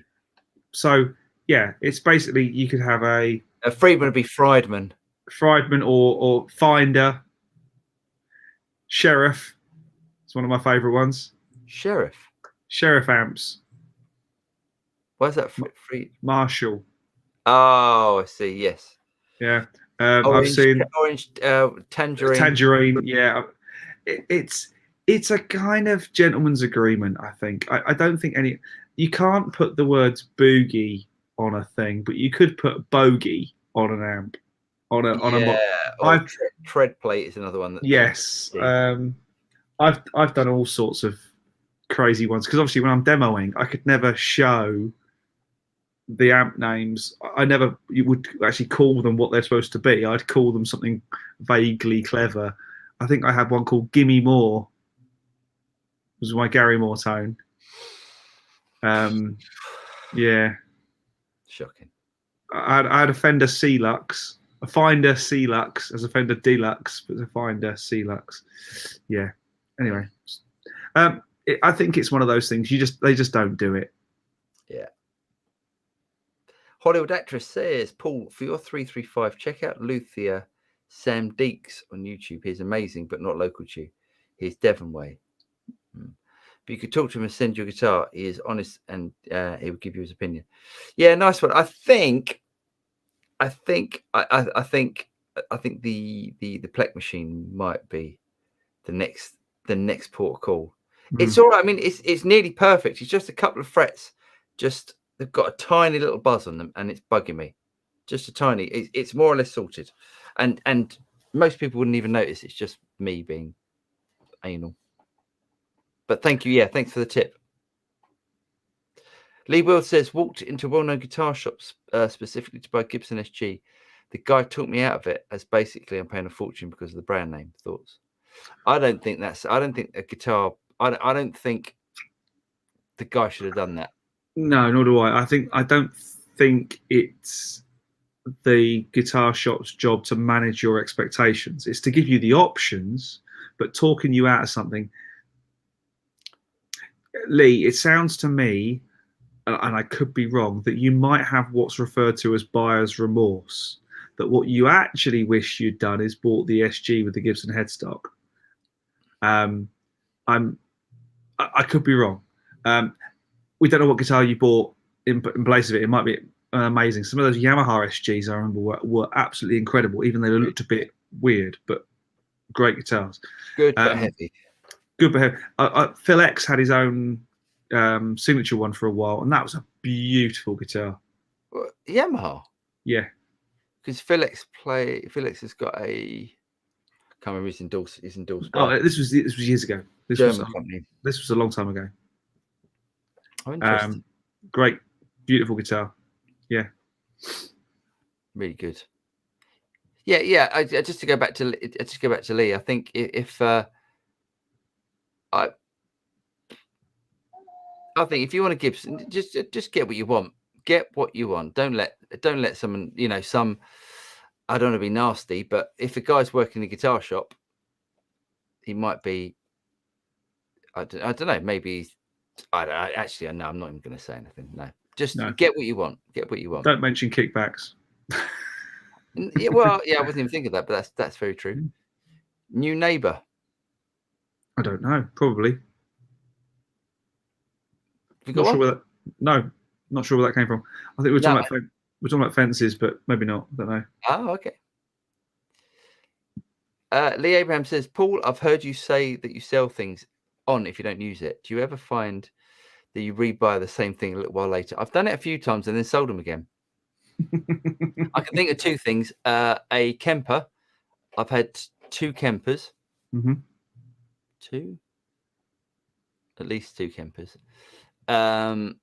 Had one, really thought I wanted it, liked it for a while, then it went, God, no, this isn't working. Sold that, and then bought another one thinking, I really need to give it another go. Sold it again. And another one was a Friedman BEOD pedal. Mm-hmm. Bought a couple of them and sold them.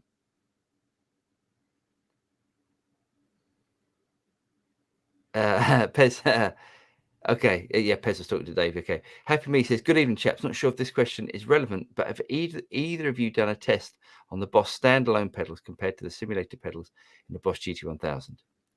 Not as. Did I do a video about that? Yes, I did a video. I did a video on that. Mm-hmm. Obviously not on all the different pedals, but there's some of the. Yeah, I compared some of the pedals with the actual thing. Have a look at some of the GT1000 videos that I've done. Happy Me. So there's a few questions that you're answering amongst yourselves, which is lovely. We'll jump to this one. No, hold on. Well, no. I think Paul's is a Jerry G. Boss SD1 about the cheap pedal. Yeah, SD1, great. Sir or PRS? PRS. I would say PRS because I find Sirs. I've said this before. Sir guitars are so good. They are so well made and they're brilliant, but they're a little bit.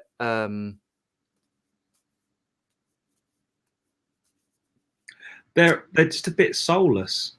Well, that's a pretty good way of saying it. But they're brilliant guitars, and it might just be the ones that I've had. I've had three. Mm-hmm. I didn't really go with them, and I think PRSs. If I'm being honest, I think PRSs used to be like that, but there's so much choice now with PRS. Question for you.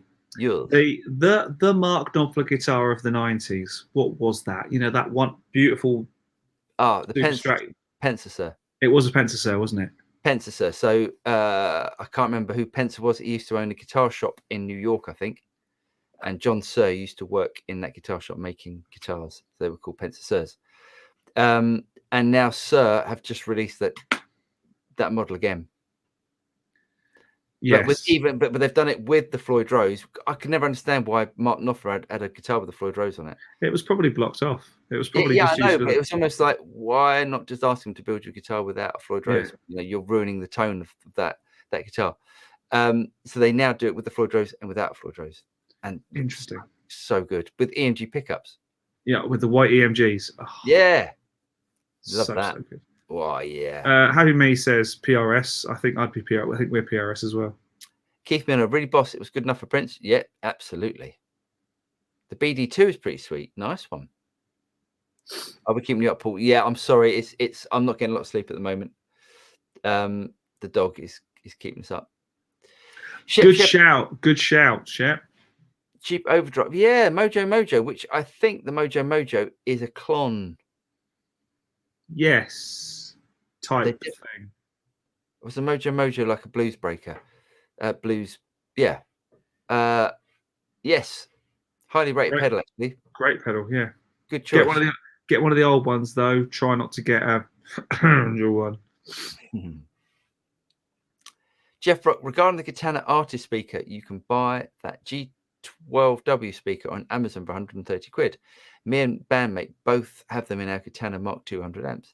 I'm trying mine in the Next Tone Artist at the moment. Oh, nice one. Cool. Nice. Go buy your SG. Nice, yeah. I like an SG. I bought a Fender Dual Showman Reverb with a 4x12 tall Fender cab last month. It's a 70s and it's awesome. Nice. And Dave is going in for spinal surgery, having lifted it once. Yeah, that's some heavy business. Slake, I have a Yamaha Black Beauty 1975. It's absolutely amazing. Nice one. Nice. Yeah. Phil X as a Gibson signature now, I believe. Oh, yeah. Does he? Interesting. I had a Yamaha SG 2000 years ago. Wish I'd never sold it. Yeah, lots of people do like those. Great guitars. Slake, Phil McNally. The deluxe one. David Olsen, a Fender did a VG Strat, which did the alternative tuning thing with the hex pickup. Yeah, they did. It's a Japanese one, I think, wasn't it? It was the Roland Ready Strats were amazing. Yeah. Jeff Rock, new neighbor. It's how you pronounce the pedal. Yeah, okay, I get it. A new neighbor. It's a nice way to name a pedal. I think that's what he means. Oh, okay. It's got a new name, on your pedal board, a neighbor. I think that's where he's. I think he's referring to a specific pedal. Okay, anyway. I don't know.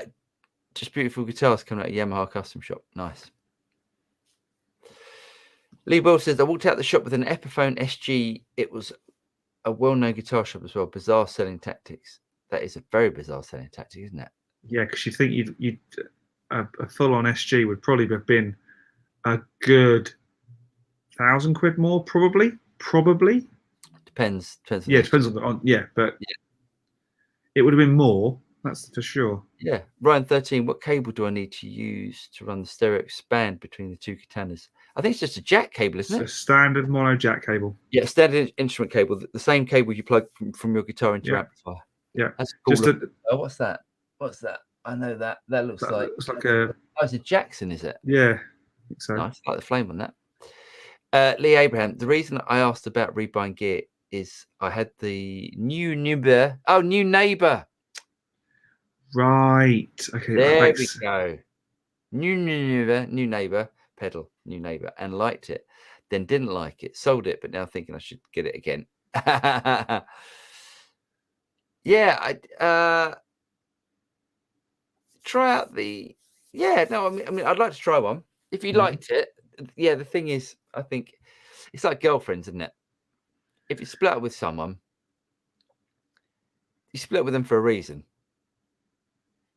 Why have them back? Yeah, they normally won't talk to me. That's why I split up with them. Yeah, well, that's you've already got some sort of restriction. I've never had a good breakup. Haven't you? No, never ever. You know when people say I'm still friends with my ex, I never have been. Nah. David Olson, I realise Andertons have done many of them, but maybe a blindfold challenge may be an idea. Between what was that with? Pedals at full stop, Pedals, I think. Yeah, maybe the GT1000 thing. Yeah. Noble's OD1, good cheap OD. Yep. Mojo or OD3. Nice. Yeah, again, a lot of love for the Mojo. Is everything I think I should like new neighbor pedal. I mean, typing on the iPad. It sometimes adds the commitment before I finish typing it. So annoying. Yes, we love predictive text. Andy Guitar Live. Interesting. I've seen Knopfler playing that same pencil serve with a fixed bridge, like that Robert Cray Strat, where the strings go through the body. Interesting. Didn't see him recently with that very often though. Robert Cray, there's a player. Beautiful. I mean, if you want a clean tone, yeah, really clean player. Jeff Rock, is that pedal you've been talking about, the new neighbor? Yes. Yes, it is. We're there. Nunibar. Pet Muxie, my cockapoo dog Poppy wants a shout out from the studio rats. All right, Poppy. Go on, James. Give us some sort of noise to wind the dog up. What can you do? Have you got anything that squeaks?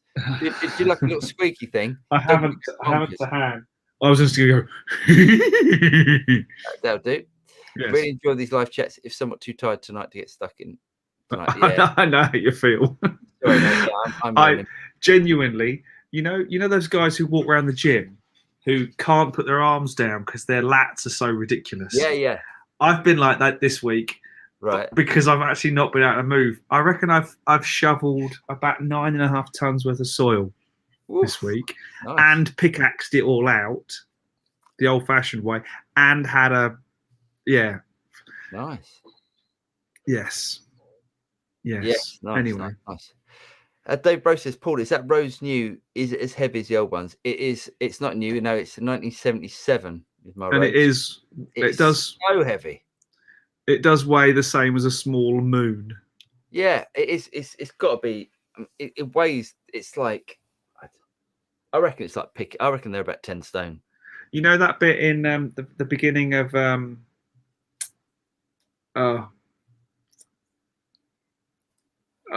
Follow the Oak Road, Dorothy, Wizard of Oz. Yeah, you know that bit. You know that bit where the house swings up in the air and she comes back down and says, "I don't think we're in Kansas anymore, Toto." Yeah. That would never happen with your cabin because of that piano. Yes, that's very true. Yeah, that's definitely. And I think at some point it's just going to fall through the floor. And then it's one of those dark matter things that just keep going down to Australia. There's the sun, and then there's the weight of Fender Rhodes. So heavy. Abjit Makeup says, I don't have an audio interface. Can I use my Katana 50 Mark II to record in Studio One? Yes, you can. Yes. Absolutely. Should have hired a Bobcat. Bobcat wouldn't have helped me where it was. It wouldn't have done me any favors. And I'm not going to do it, but they are going to have to hire a Bobcat when they dig out for the shed base. But of course, I now have to wait till at least April for that, which is slightly annoying because it's put me back a good 6 months. That is a shame. Right. It's annoying. Okay. We're done. I can't believe it. We're done, and we're under the 2 hour mark somehow. Wow. Thank you, everyone. It's been an absolute joy, as always. Absolutely. If you've got any questions for us, or if you have any video ideas or anything like that, are you doing another chat this week? Are you doing a live chat on Friday? So join Paul for that 5 p.m. GMT, Greenwich Mean Time. We've done the whole daylight savings time thing. I wonder if I should do like a GT1000 one or an IR200 one. Yeah, could do something different. I will leave that for you. But we'll be back next week, 8 p.m. GMT again. So get your questions in, video ideas. There's loads more stuff coming from us. I'm heading to Paul's next week some point for another day of playing with audio toys and gear and stuff. But for now, take care, everyone. Have a great week, and we will see you on the flip side. So my name's James Ivy. I'm Paul Drew. And we will see you again very soon. Good night, everyone. Cheers, guys.